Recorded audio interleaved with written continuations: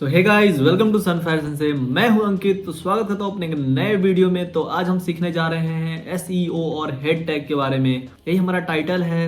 पिछले वीडियोस में हमने बहुत सारी चीज़ें देखी एचटीएमएल के बारे में, नेटवर्क के बारे में। तो आज हम 11वां दिन तक पहुंच चुके हैं और जो मेरे साथ कंसिस्टेंट हैं उन सब कमेंट में आगे लिख दो कंसिस्टेंट, जिससे कि मुझे ही पता चले कितने लोग कंसिस्टेंट हैं। तो चलिए फटाफट से चलते हैं अपने कंप्यूटर स्क्रीन पे और शुरुआत करते हैं अपने आज के वीडियो को और सीखते हैं एक नया चीज़। तो एक्साइटेड हो जाइए, खुश हो जाइए, क्योंकि आप जीवन में एक आज नया चीज़ सीखने वाले हैं। तो जैसा कि आप कंप्यूटर स्क्रीन पे आ चुके हैं और हेडिंग देख सकते हैं एसईओ और हेड टैग, ठीक है। तो अब बोलोगे ये क्या चीज़ है भैया, ठीक है। तो इससे पहले मैं आपसे कुछ पूछूं तो कुछ बता भी देता हूं। जैसे कि पहले वीडियोस में हमने देखा है HTML टैग को यूज़ किया है, फिर हेड टैग को यूज़ किया है थोड़ा बहुत, फिर हेड टैग क्लोज हो जा रहा था, फिर एक बॉडी टैग आ रहा था, फिर बॉडी टैग क्लोज हो जा रहा था, उसके नीचे HTML टैग भी क्लोज हो जा रहा था, ठीक है। ऐसे कर कुछ हमारा फॉर्मेट था। आप बोलोगे इतना सारा चीज़ याद रखना पड़ेगा, ओ माय गॉड। तो ये सब याद करने की चीज़ नहीं है। आप जैसे जैसे प्रैक्टिस करते जाओगे आपको दिमाग में बैठ जाएगा ये सब चीज़। तो अब बोलोगे आप कि जितना भी आज तक हमने कोड लिखा है सब इसी के अंदर लिखा है, ठीक है। हमने कुछ कुछ बनाया था, एक पैराग्राफ बनाया था, हेडिंग बनाया था, बटन बनाया, रेज्यूमे बनाया एक फॉर्म बनाया, जितनी भी सारी चीजें हमने बॉडी के अंदर बनाया। और इसके बारे में तो इसमें कुछ कुछ था वो हम पढ़े ही नहीं। तो बस हम आज हेड टैग के बारे में ही पढ़ने वाले हैं। इसके अंदर जो जो चीज आता है एक्चुअली वो हमारे वेब पेज पे तो नहीं दिखता। जो हमारा वेब पेज है उसके अंदर तो नहीं दिखता है, लेकिन इसके बैकएंड में जो काम कर रहा होता है, आपके वेबसाइट को जो रैंक पे ला रहा होता है। जैसे कि आप गूगल पे सर्च करते हो अमेजॉन और वो सबसे पहले ओरिजिनल वाला वेबसाइट आ गया। अब ये नहीं ना कि अमेजॉन लिख रहे हो और फ्लिपकार्ट दिखा रहा है यहाँ पे, ये तो गलत बात है। किसी को टॉप पे मैनेज करने के लिए इसके अंदर ये सब दिखाने के लिए ये इसको यूज़ किया जाता है, ठीक है। तो इसमें क्या क्या चीज़ यूज होता है वो मैं आपको दिखाता हूँ। लेट सपोज जैसे आप फिजिक्स वाला का वेबसाइट खोलते हो तो यहाँ पे कुछ कुछ लिखा हुआ रहता है, ठीक है। आप सोचते हो ये कहाँ से आ रहा है, ये तो वेबसाइट में कहीं दिखता भी नहीं है, ये सब चीज़ें आ रही हैं, ये सब कहाँ से आ रहा है, ठीक है। तो बस मैं आपको यही आज बताने वाला हूँ कैसे ये सब आता है, कहाँ से आता है, ठीक है। तो बने रहिए वीडियो में, घबराना बिल्कुल भी नहीं है। तो फटाक से चलते हैं अपने VS कोड पे। जो हमारा पुराना वाला फाइल था उसको खोल देते हैं अपने VS कोड में और एक नया फोल्डर बनाते हैं। हम यहाँ लिखते हैं डे 11, इसके अंदर बनाते हैं एक index.html बना के हमने कर दिया एंटर। यहाँ से फटाक से हमने ले लिया बॉयलर प्लेट, ठीक है। तो आप यहाँ देख रहे हो कुछ कुछ चीज़ें दिख रही है हेड टैग के अंदर। ये था हमारा बॉयलर प्लेट। हम यहाँ पे चलते हैं, क्या करते हैं, एक हेडिंग बनाते हैं और हेडिंग का कुछ नाम आप अपने से कुछ भी रख सकते हो, इट्स योर चॉइस। तो हम यहाँ लिख देते हैं SEO एंड हेड टैग, ठीक है, क्योंकि हम इसी टॉपिक पर पढ़ने वाले हैं। एक पैराग्राफ बना लेते हैं, ठीक है। और यहाँ लिख देते हैं lorem 50, मारते हैं एंटर। उसके बाद आते हैं नीचे एक बटन बना लेते हैं, एक बटन बनाते हैं, इसके अंदर लगाते हैं एक एंकर टैग। एंकर टैग में कुछ लिंक दे देते हैं google.com पर का और यहाँ लिख देते हैं क्लिक हेयर, ठीक है। अब आप बोलोगे कि ये क्या है भैया।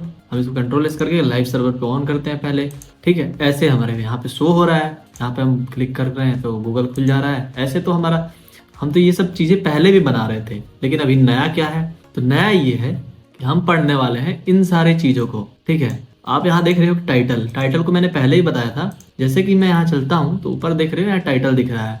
लेट सपोज यहाँ मैं सर्च कर देता हूँ अमेजॉन मिनी टीवी, तो यहाँ अमेजॉन मिनी टीवी दिखा रहा है।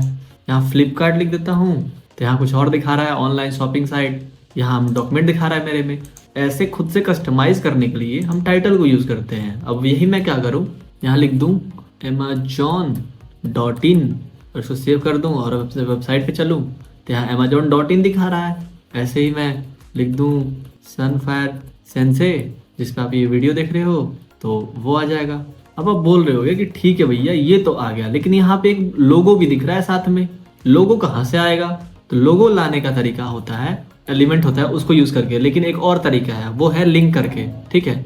यहाँ लिंक फेविकॉन पे जाओगे, आप टाइप करोगे तो जो फेविकॉन, अब यहाँ जो HREF जो लिखा है इसमें क्या करोगे आप, वो जो भी आपका इमेज होगा उसका पाथ डाल दोगे, बस हो गया आपका, आ गया यहाँ पे लोगो। तो हम क्या करते हैं, एक इमेज को डाउनलोड करते हैं, लेकिन मेक श्योर रहो कि आप ये जो रूट डायरेक्टरी है उसके अंदर आपका इमेज रहना चाहिए, ठीक है।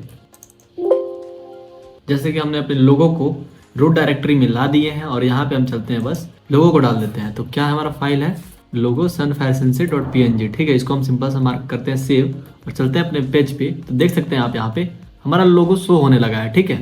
उसको करने के लिए हम आपको बता चुके हैं।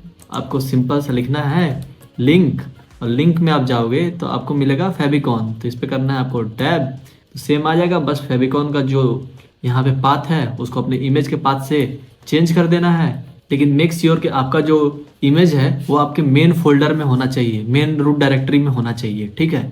ये आपको हमेशा पता रहना चाहिए। अब इसी हेड के अंदर हम और भी चीज़ें करते हैं, जैसे कि हमारा कोई और पेज है ये project.html, इसको भी हम चाहें तो इसमें लिंक कर सकते हैं, ठीक है, इसको यूज़ कर सकते हैं। या आप देखते होंगे कि जैसे कुछ लोग CSS का फोल्डर बना रहे हैं, जावास्क्रिप्ट का फाइल कुछ अलग कहीं अलग लिख रहे हैं, टेंशन लेने की बात नहीं है, मैं आपको सब बताने वाला हूँ। ये उसको भी यहाँ पे लिंक करते हैं। लेट सपोज कि मैं एक एग्जांपल ले लेता हूँ, एक नया फाइल बनाता हूँ style.css से, ठीक है, उसको अपने index.html में लिंक करना चाहता हूँ, तो यहाँ सिंपल से लिखूंगा लिंक और CSS कर दूंगा, बस हो गया, मेरा जो स्टाइल सीट है उसमें लिंक हो गया। लेट सपोज कोई जावास्क्रिप्ट का फाइल है तो उसके लिए यहाँ पे लिखना होता है हमें स्क्रिप्ट, और SRC वाले पे चले जाइए। SRC में क्या होगा, उस जावास्क्रिप्ट का फाइल का पाथ डालना होता है, बस हो गया आपका स्क्रिप्ट ऐड। ऐसे आप जावास्क्रिप्ट और CSS का फाइल को ऐड करते हो। अब बात रहा, चलो ठीक है वो सब तो कर लिए, लेकिन ये जो ऊपर का 3 लाइन है मुझे ये समझ नहीं आ रहा भैया, ये क्या चीज़ है। इससे पहले मैं आपको एक चीज़ दिखाता हूँ।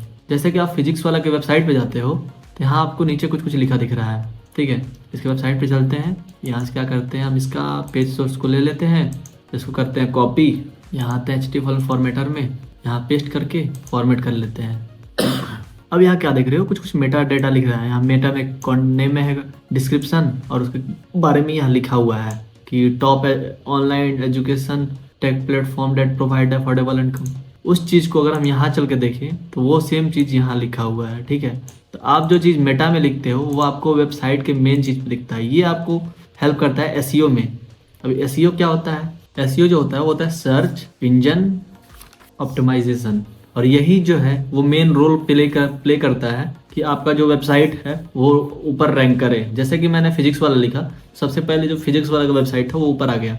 अब ये नहीं फिजिक्स वाला लिख रहे हो और बायजूस का आ रहा है, तो ये गलत बात है, इसीलिए SEO का सब झमेला है, ठीक है। तो यही सारा जो चीज़ होता है वो मेटा होता है। अब इसमें हम और भी बहुत सारी चीज़ें हैं, जैसे कीवर्ड IIT JEE नीट कोई सर्च करे तो ये सब चीज़ आए। आइकन में जो था मैंने आपको बताया ही, आइकन कैसे यूज़ करते हैं, प्रॉपर्टीज नेम व्यू पुट, सब बहुत सारी चीज़ें हैं जिसको यूज़ किया जाता है। आप भी चाहो तो इसको यूज़ कर सकते हो, आप खुद बनाओगे खुद यूज़ करोगे, खुद पता चलेगा। ज़्यादा दिक्कत हो रहा है तो MDN की वेबसाइट पे जाना है, HTML लिखना है और मेटा लिख देना है, उसके बारे में सब चीज़ आ जाएगा। यहाँ जाके खोल के सब चीज़ यहाँ से जितना मन हो उतना पढ़ सकते हो, जितना यूज़ करना हो सब चीज़ यूज़ कर सकते हो, वैसे कोई रिस्ट्रिक्शन नहीं है। तो हम फटाक से आ जाते हैं। अब बात रहता है ये 3 लाइन के बारे में। ये 3 लाइन क्या है, जैसे हम बॉयलर प्लेट डालते हैं ये 3 लाइन आ जाता है। अब हमको समझ में नहीं आता है करना क्या है, इसका क्या है, तो क्या है ये सब मैं आपको बताता हूँ। ये होता है, ये जो पहला लाइन है वो है कैरेक्टर सेट UTF-8। आप सुने होंगे कि जो हमारा कंप्यूटर है वो 0-1 को सपोर्ट पढ़ता है। उसी चीज़ को यूज़ करने के लिए यहाँ पे ये यूज़ करते हैं कि आपके वेबसाइट पे जो भी चीज़ हो रहा है वो कैरेक्टर को इनकोड करता है UTF-8 की मदद से, ठीक है। ये अच्छा इनकोडिंग कह सकते हैं इसको, जो कि मेजोरिटी ऑफ वेबसाइट्स में इसको यूज़ किया जाता है। बहुत सारा जो वेबसाइट है उसमें UTF-8 को ही यूज़ किया जाता है, ठीक है। अब जो हमारा कैरेक्टर्स है वो चेंज होता है न्यूमेरिक वैल्यू में, और न्यूमेरिक से 0 और 1 में, ठीक है। जैसे कि एक का वैल्यू है 65, वैसे ही पूरा चैट दिया हुआ है, आप चाहो तो इसको भी पढ़ सकते हो। आप गूगल पे आओगे, चैट को खोलोगे तो सारा चीज़ आपको दिख जाएगा कि इसका वैल्यू कितना है। ऐसे ही एक लेटर को चेंज करता है, नंबर में नंबर को चेंज करता है 0-1 में। तो पहला लाइन का मतलब हमें समझ आ चुका है। अब बात रहा दूसरे लाइन का। अब ये क्या है भैया, पहले के ज़माने में क्या होता था ना, मतलब जब इंटरनेट नया नया आया था तो हम जब वेबसाइट बनाते थे तो क्या होता था कि मान लेते हैं कि अभी लेट सपोज मेरा जो ब्राउज़र है वो थोड़ा लेटेस्ट वर्जन का है, तो हम इसमें ऐसे बना रहे हैं, और जो मेरा क्लाइंट है उसका जो ब्राउज़र है वो थोड़ा पुराना वर्जन का है। उसके चलते क्या होता था कि हम बनाए कुछ वेबसाइट पे ऐसा कि यहाँ लोगो है, यहाँ हेडिंग है, यहाँ कुछ कंटेंट है, यहाँ एक पैराग्राफ लिखा हुआ है, उसके में जा रहा है तो क्या हो रहा है कि लोगो चला गया इधर, ये यहाँ आ गया, पैराग्राफ इधर दिख रहा है, फोटो इधर दिख रहा है, उल्टा हो जा रहा है, किसी में किसी और तरीके से दिख रहा है, लोगो यहाँ दिख रहा है, हेडिंग यहाँ दिख रहा है, और फोटो और पैराग्राफ ऐसे दिख रहा है। इसी को ठीक करने के लिए ये चीज़ को लाया गया कि जो भी हमारा ब्राउज़र है, जो इंटरनेट एक्सप्लोरर है, वो लेटेस्ट वर्जन को सपोर्ट करे, ठीक। इसीलिए इस चीज़ को लाया गया है, ठीक है। इस चीज़ को यूज़ किया जाता है। अभी टाइम इसका तो बहुत कम यूज होता है, आपका कोई बॉयलर प्लेट डालोगे तो ये आएगा भी नहीं। अब उसके बाद आता है ये वाला लाइन व्यू पोर्ट और यहाँ लिखा हुआ है विड्थ और यहाँ लिखा है इनिशियल स्केल। इनिशियल स्केल क्या है, जैसे कि आप क्रोम पे जाते हो तो यहाँ क्या था, बाय डिफॉल्ट 100 पे है। अब इसको कंट्रोल प्लस करते जाओगे तो बढ़ते जाएगा, कंट्रोल माइनस करते जाओगे तो घटते जाएगा। वही मैं रिसेट कर दूँ तो 100 पे आ गया। तो ये जो है बाय डिफॉल्ट है, यानी इसका जो स्केल है वो 1 है, ठीक है। और जो विड्थ है, लेट सपोज कि ये वेबसाइट ऐसे दिख रहा है और इसको मैं इंस्पेक्ट करके छोटा करता हूँ तो ऐसे दिख रहा है। तो हर डिवाइस के लिए कंपेटेबल हो इसलिए व्यू पोर्ट को यूज़ किया जाता है। ये इसका विड्थ मैनेज करता है, ठीक है। हर डिवाइस का अलग अलग विड्थ को मैनेज करने के लिए इसको यूज़ किया जाता है। अब आप चाहते हो कि खुद का डाटा मेटा डाटा ऐड करना, जैसे कि हमने फिजिक्स वाले के वेबसाइट पे देखा था कि यहाँ पे एक कीवर्ड्स था, वैसे डिस्क्रिप्शन था, तो आप इसको भी यूज़ कर सकते हो। जैसे कि हम इसको उठाते हैं, कॉपी कर लेते हैं और इसको पेस्ट कर लेते हैं। इससे क्या हुआ, जैसे एक मेटा डी है उसके अंदर एक नाम दिए डिस्क्रिप्शन, ठीक है। वैसे भी आप मेटा डालोगे मेटा तो इसमें बहुत सारी चीज़ें आएंगी, ठीक है। तो आप इसको सारे कुछ चीज़ों को यूज़ करके खुद से बना सकते हो। जैसे ये डाले, जैसे हम यहाँ पे डाले थे कि डिवाइस कंपेटेबल के लिए, तो यहाँ पे इंटरनेट एक्सप्लोरर 7 आ गया। ऐसे कर करके आप जो भी चाहें इसमें कस्टमाइज कर सकते हैं। जैसे हमारा ये वेबसाइट है तो इसको सेव करते हैं, चलते हैं इधर और इसको कट कर देते हैं फिलहाल, और चल के इसके पेज सोर्स पे देखते हैं। तो पेज सोर्स में हमें दिखेगा वो चीज़ जिसको मेटा में हमने यूज़ किया था, वो सारा चीज़ यहाँ पे दिख रहा है।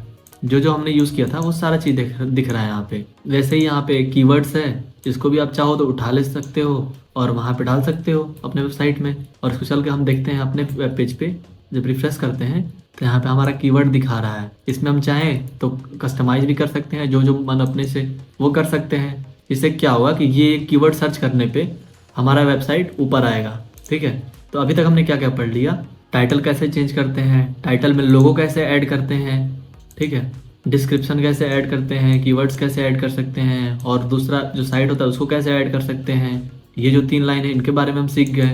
तो आई होप आप ये जो अब पहला लाइन है, ठीक है, ये जो HTML लैंग लिखा है तो ये स्टैंड करता है लैंग्वेज के लिए। जो HTML का जो लैंग्वेज है वो इंग्लिश सपोर्ट कर रहा है, अभी इंग्लिश लैंग्वेज में हम कोड कर रहे हैं, ठीक है। तो ये लिखा हुआ है HTML। और ये जो है UTF-8, इसका फ़ायदा ये है कि ये मल्टी लैंग्वेज सपोर्ट करता है। आप अरबिक में चाहो तो उसमें कर सकते हो, जापानीज़ में कर सकते हो, चाइनीज़ में कर सकते हो, कोरियन में कर सकते हो, ठीक है। तो इतनी सारी चीज़ें हम सीख चुके हैं, बस एक लास्ट जो टॉपिक और बचा है, उसके बाद से हमारा HTML का सीरीज़ खत्म हो जाएगा। तो आज की वीडियो में इतना ही, मिलता है नेक्स्ट वीडियो में। अभी के लिए tata bye bye, good night.